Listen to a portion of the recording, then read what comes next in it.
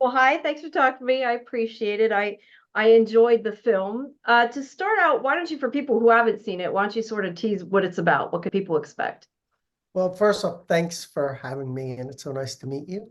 And the film, 5 Pounds of Pressure, it is, there's several stories that are all kind of crashing into each other in this film. And, we have Luke Evans playing Adam, who is just gotten out of prison and finished his parole and hasn't seen his child in 16 years and was like 2 years old when he went away. And all he wants to do is go back to the neighborhood where he committed this murder and see his son. But at the same time, we're also following the story of Eli, who is the younger brother of the boy he killed, and the impact that it has on him of coming back to that neighborhood.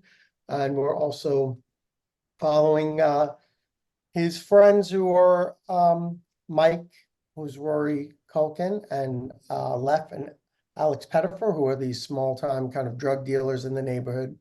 And Mike is kind of under the thumb of his uncle, who's trying to give him some tough love and teach him the ways of the street, so to speak. And all of these people start kind of bouncing off each other in this small neighborhood between the cracks of society where they struggle to live. Now Is that you, okay? Did I yeah, do it no, right? yeah, I was just thinking, yeah, quite tough love when you said that. I was just, uh, you obviously you wrote and directed this. Where did the idea like originally come from? How did you come up with it? Um, I kind of grew up around in a world like this. I grew up in neighborhood like this, and that feeling of um, living, like I said, between the cracks, feeling like the systems aren't there for you and the police aren't there for you. You don't trust any of that, and you don't really know how to get out of it, and you kind of struggle to survive. And I knew I had a lot of situations where there were um, violence, people I know who've been killed, and some people I know who've actually done the killing. And they, from young people, I mean, I've had friends as young as like 13 being killed by other kids. And so I think it was cathartic for me to write about it. And even though it's not, none of it is based on specific people or anything, but it was a way to revisit that world. I didn't consciously try to like, oh, I'm going to do this. As a writer, you just sit and you try to write. And I don't even think I was trying to draw on that at first. It's weird as a writer, you look back and you go, whoa, yeah, I could totally see why this was compelling to me. I felt whatever need or things I needed to resolve myself or try to understand or try to have empathy or understand my anger at these kinds of people and situations. And it kind of blossomed into this story that I still struggle with, where what the right and wrongs are on paper, so to speak, right? Right. When you get into the nitty gritty of people, and I have seen that, where you can kind of empathize with everyone. I tried to write everyone in a way where they're kind of the hero of their story. Nobody plans out in their Right. lives to be, co-star in their life. You know what I mean? It's always No, no, I just, yeah. so that's kind of how I was trying to write the characters, and try to have us really feel or understand where they're coming from. Right. Yeah, I was gonna say because you start out feeling kind of one way about some of the other characters that not, that aren't him and end up maybe feeling a bit bad for them later on. Um, Yeah. so obviously if I'm assuming that since you wrote this first, then you would have shopped it to other, to get it made. Like how did it happen? Was it quick? Was it hard to No, get enough? I started writing this over 15 years ago. Oh, okay. And then it had a Oh, lot of wow. false starts. I remember Steve Carr, who's one of the producers, used to say to me, he goes, sometimes the film you think you're going to make, you're working on to make, it winds up not being the film you make. And in this case, I was working on this before my last film, which was a comedy. I wrote that in the meanwhile while I was working on this one. So you just never know how it's going to work out. And thanks to, people like, Ison Robbins, who's a producer who's championed this film with Steve from the beginning and had, you know, their passion to help get this made is unbelievable. You need people like that. I mean, of course, if you're the writer and you're the director, you have this kind of undying passion about your projects. But to find people producers who care that much is very rare, and this film wouldn't be made without them. Does it make it, I'm not sure easier or harder is not necessarily the right word, but the fact that you did write it, like you have more control, but at the same time you have to make all the decisions. Does that make it harder, easier? Like how does that, I guess, play into the directing part of it?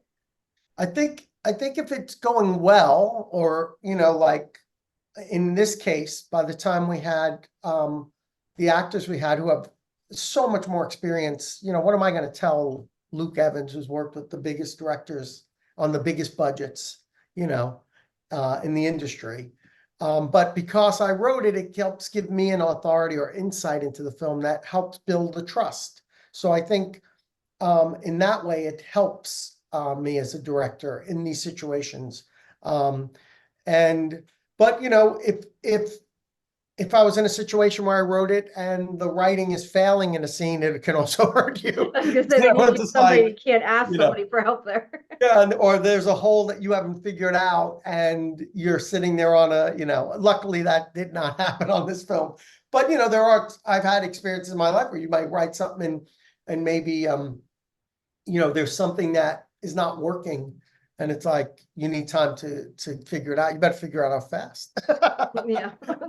Or you could lose your trust, and trust is so important. I mean, as a director, you're constantly trying to build a trust and a safe and place where your actors feel like they can do great work. And it's really important that they trust you and trust what you're doing.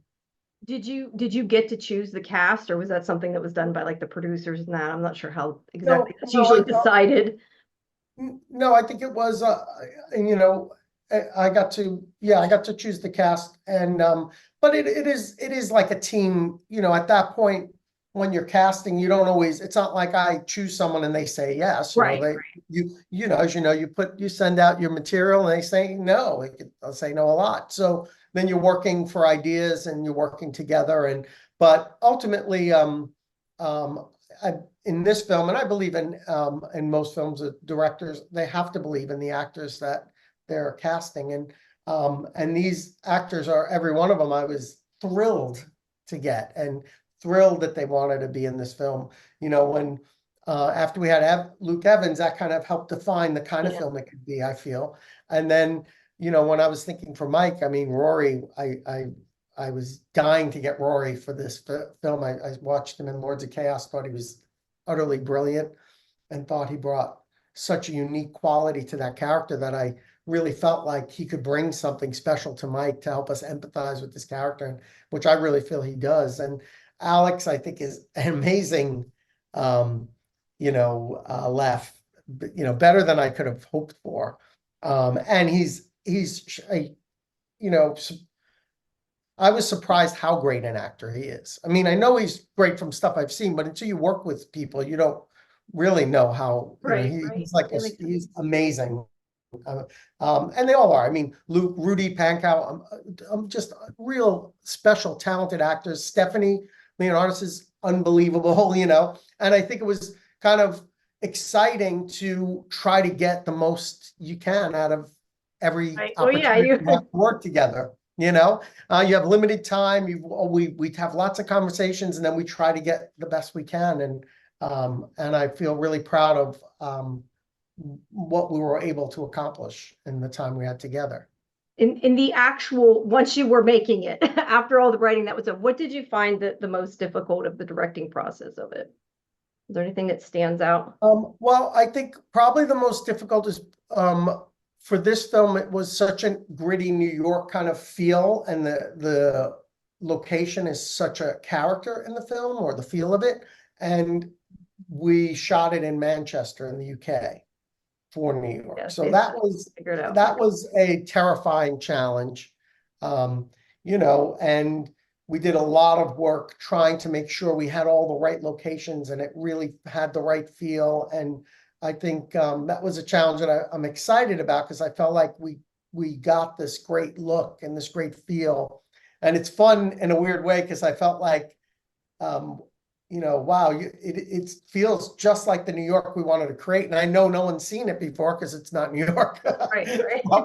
And it's also not a place that's been overshot for certain things. So I kind of feel like it gave us something fresh about the look Yeah. that we were Well, going felt like for. New York. I mean, Yeah, well, it's not that supposed I've to, seen but tons and tons of New York, but it yeah, felt no, it's supposed to, but it's, it's not like, oh, I've seen that right, location right. in It's this not right in movie or front of. that one.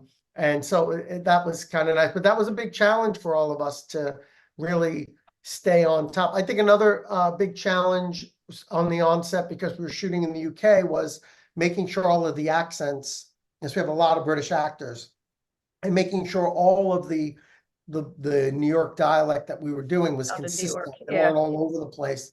And we brought on Rick Lipton, a dialect coach, who is, amazing, top in the industry and a lot of people's opinions. And he was on set every day, really working and making sure that our accents were, all from the same place, and helping the actors. And I thought those things, I think, really helped the film tremendously. What, after completing this project, is there anything that you learned about yourself, or that, well, my lights just blinked, that changed for you? Sorry, that kind of, after you did it, that changed, or like I said, that you learned about yourself? Yeah, I think you're always learning about yourself and your craft. I think there's a couple of things that I um, continue to try to learn, and that's really kind of figuring out the emotional arc of, you have the intellectual story that you're putting together, but trying to get an emotional impact is something I'm always trying to work on.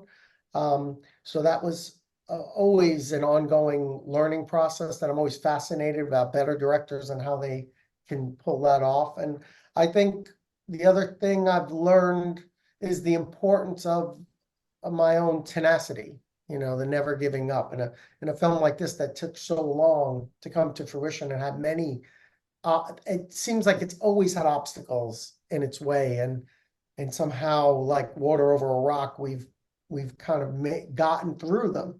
Mhm.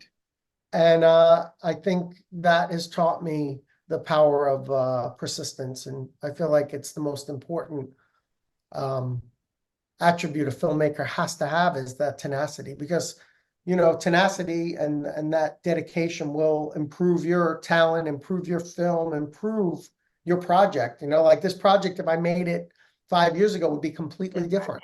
Yeah. But the keep working on it kept making it better and better. So not giving up is a very important thing to embrace. Right, right. We're about out of time, but I did quickly want to ask you, what do you want people to take away from the experience? I just hope that it's a good ride for an audience. I hope I hope they get some sort of emotional connection to the characters. And I hope, you always hope a film kind of creates a little bit of a spark of conversation or thought, or, just in the best case, you hope it's a film that, like, wow, that stuck with me. Yeah. I got to see it again or see something. That's the most you can hope for, I think, as a filmmaker. Those are the films that I love, and that, those are the films I try to make. So if it does that for someone, that would be amazing. Well, I found myself tearing up a couple times, I admit. So, Oh, good. Oh, so yeah, that's good to definitely hear. was emotional. All right. Well, thank you for your time. I appreciate it. Like I said, I enjoyed it. Thank you so much for having me. I so Sure. appreciate Have a good rest of your day. it. Thank you too. Bye. Bye bye.